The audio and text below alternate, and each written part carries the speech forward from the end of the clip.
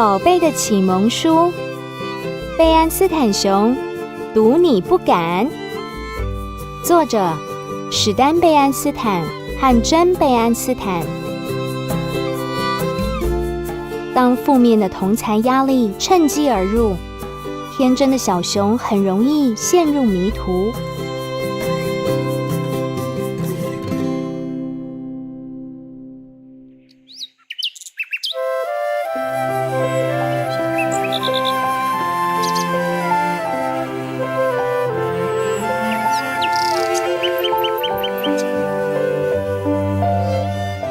有时候，当所有的事情都进行得非常顺利时，你反而会有一种事情好像随时会出错的感觉。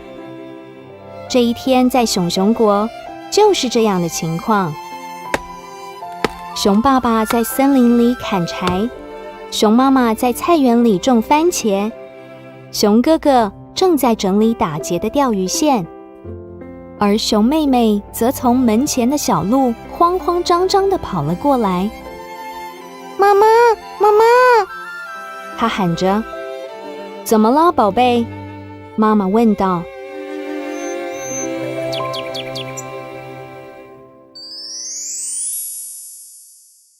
他们拿了！熊妹妹生气到几乎说不出话来。冷静点，亲爱的。熊妈妈说，告诉我们发生了什么事。公园里有一群大孩子抢走了我的跳绳，不肯还给我。熊妹妹说。熊妈妈还想再问下去，可是熊哥哥已经听不下去了。他知道一定是那个爱惹麻烦的大个子灰熊和他那帮人又在欺负小熊了。于是他迈开步伐，直接冲向公园。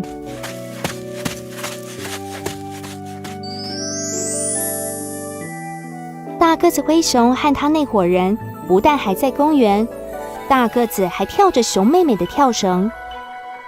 1、2、3、4，猴子爬树。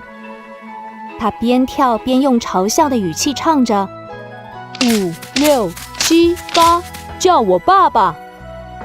那是我妹妹的跳绳！熊哥哥大喊：“还给我，你这个大笨蛋！”不然你要怎样？大个子灰熊嘲笑着说：“不然我就要你好看！”熊哥哥边说边伸手要拿跳绳。你尽管试试看，大个子灰熊说。他一手挡着熊哥哥，另一手则把跳绳拿得远远的。俗语说得好，哈哈哈！他因为自己的笑话笑了起来。半个笨蛋也比没脑袋要好得多。他那群同党也跟着笑了起来，这让熊哥哥更生气了。现在他完全忘记了跳绳，开始朝着大个子灰熊乱挥拳。你干嘛老是欺负我妹妹？熊哥哥说。干嘛不去找个跟你一样大只的家伙？那你干嘛不去找个跟你一样矮的家伙？大个子灰熊嘲笑着说。不过随便你啦，你妹妹的蠢跳绳还给你。啊？熊哥哥有些困惑。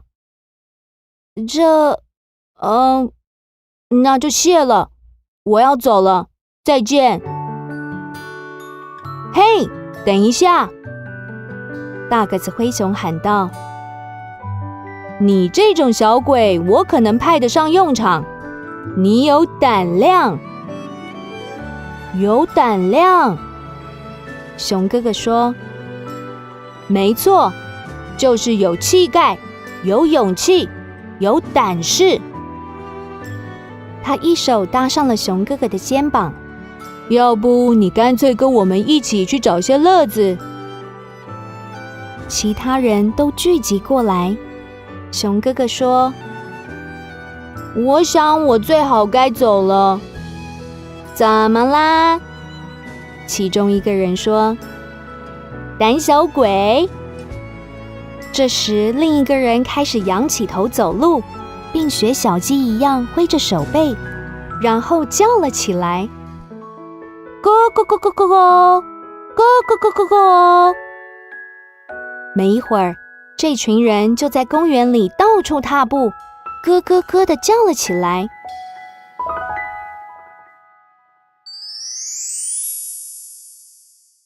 我才不是胆小鬼！熊哥哥抗议道。那就证明给我们看！大个子灰熊说：“跟我们一起去找乐子。”加入这一伙人让熊哥哥有点紧张，不过他绝不想让他们把自己当成胆小鬼，所以当他们蹦蹦跳跳地走进森林时，他也跟了上去。当他们带他走过又老旧又危险的采石路时，熊哥哥越来越紧张了。他们越过怒吼溪，经过幽灵老树，最后又过了几个转弯。大个子灰熊指示大家停下来。熊哥哥看到他们来到的地方时，觉得既惊喜又高兴。嘿，他说：“这是班恩农夫的西瓜田。”嘘，大个子灰熊用手盖住他的嘴。你想坏了我们的好事吗？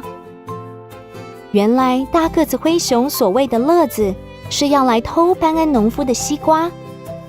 身为帮派的新成员，大家要熊哥哥来偷这颗西瓜。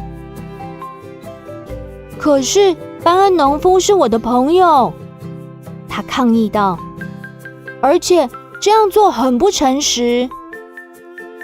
整帮人又开始学小鸡一样挥起手背，在熊哥哥耳边叫着：“咯咯咯咯咯，咯咯咯咯咯！”我才不是胆小鬼！熊哥哥抗议。那就去采颗西瓜。大个子灰熊说：“班恩农夫永远不会发现的。”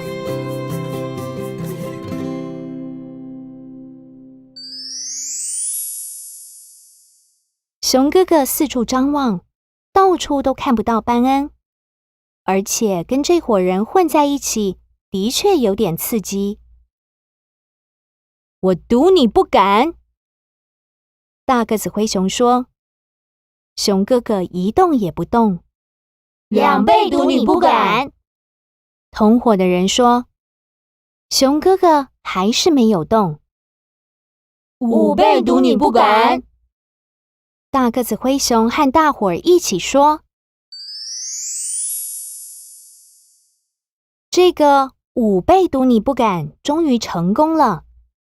熊哥哥一声不响，小心翼翼地爬过了高高的草丛，翻过了围墙，经过了私人土地禁止进入的告示牌，在西瓜田里选了一颗最大、最肥、最绿的西瓜，然后折断瓜茎，抱了起来。结果，抓到了！你们这些西瓜贼！一个声音吼着。大个子灰熊和他的同党跑掉了，只留下熊哥哥一个人抱着西瓜。原来班恩农夫一直躲在玉米田里。当他看到他逮到的是谁时，他几乎跟熊哥哥一样惊讶。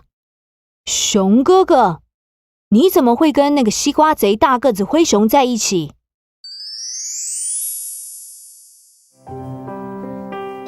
一开始，熊哥哥觉得很丢脸，根本说不出话来。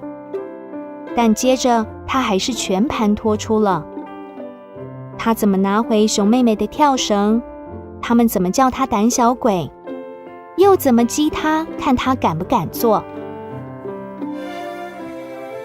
这个吗？班恩带着熊哥哥走过鸡圈时说：“小鸡不是很聪明，不过他们不会因为别人叫他们胆小鬼就去做蠢事。我想也是。熊哥哥承认。在他们面前是一片草地，班恩的羊群就在那里吃草。这时，其中一只大公羊带头开始跑了起来，而且一跑就直冲向马路。你的羊冲向马路了，班恩叔叔！熊哥哥大叫。别担心，班恩说道。我的老牧羊犬雪伯会照顾他们。果然，雪伯向前跑，在羊群冲到马路之前，就把他们拦了下来。羊群就是这样，班恩说，他们会跟着领头羊去任何地方，就算领头羊决定要跳下悬崖，他们也会跟着跳下去。有些人也是这样，带头的人去哪里，他们就去哪里，冲过马路，跳下悬崖，或是到我的西瓜田。他看着熊哥哥，熊哥哥完全明白他在说什么。说到西瓜，要不要跟我来片美味多汁的西瓜呢？可以吗？熊哥哥问道。当然了，班恩说着，把最中间的大片西瓜对半切开。还有，记住，这颗西瓜可真不错。成为团队的一份子没什么不对，即使当中有领导者也没问题。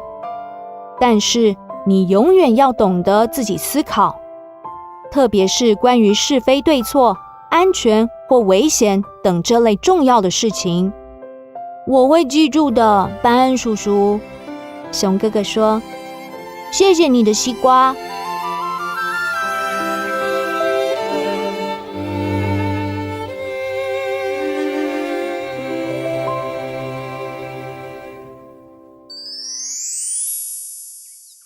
熊哥哥决定沿着公路回家，结果你猜谁在转弯处等他？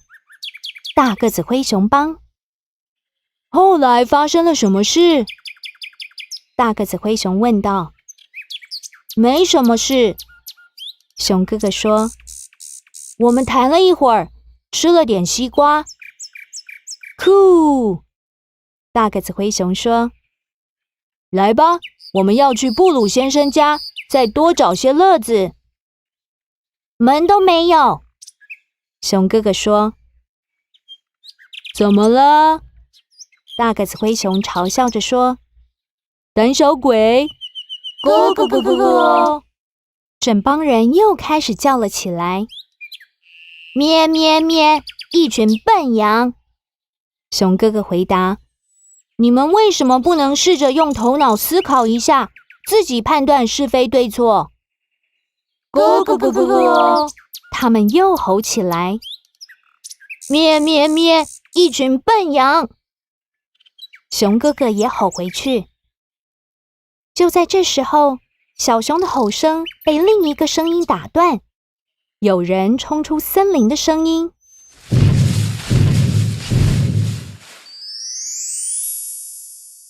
他看起来很像大个子灰熊，不过比他要高大得多了。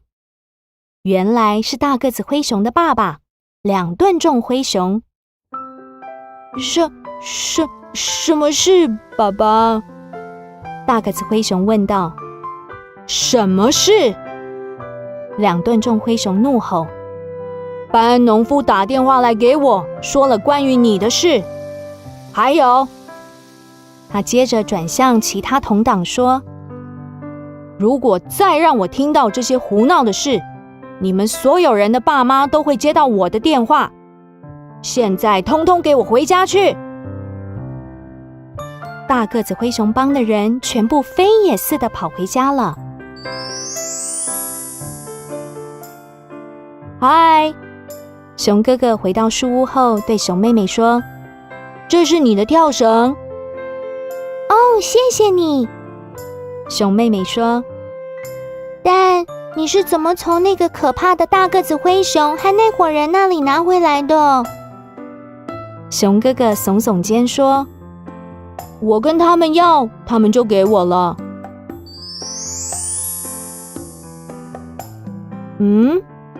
熊妈妈说：“你跟他们要，他们就给你了，就这么简单吗？”